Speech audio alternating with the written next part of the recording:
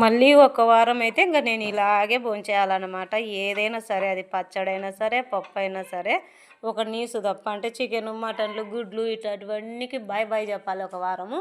ఇంకా ఆ వారం అంతా నేను ఇలా ఇస్తరాకులో గ్లాస్తో నీళ్ళు తాగుతూ, అంటే రబ్బర్ గ్లాసులలో నీళ్ళు తాగుకుంటూ ఇలా కూర్చొని పక్కన నా అన్నము, నా కూరలు అట్లా తినేసేయాలన్నమాట. దేవుడా, ఏంటి దేవుడా ఇట్లా చేసావు అనిపిస్తుంది. అంటే అప్పుడప్పుడు ఇలాగనా పరక తగలొద్దు, చాట తగలొద్దు, ఇట్లా తినాలి అన్నప్పుడు నిజంగా మన పనుల మీద ఎంత అవగాహన వస్తుందో. అయ్యయ్యో, అందుకే పెద్దలు ఊరికే అనలేదు, ఈ దీపం ఉండగానే ఇల్లు చక్కదిద్దుకోవాలి అని.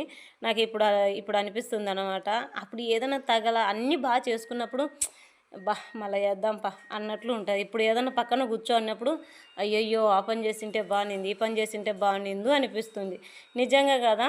ఓకే ఫ్రెండ్స్, ఈరోజైతే గోవాకు పచ్చడి అలాగే మొటికాయల తాలింపు, శనక్కాయల పొడి వేసి మంచిగా తింటున్నాం. మీరు కూడా తిందురండి. వీడియో నచ్చితే ఒక లైక్ చేయండి.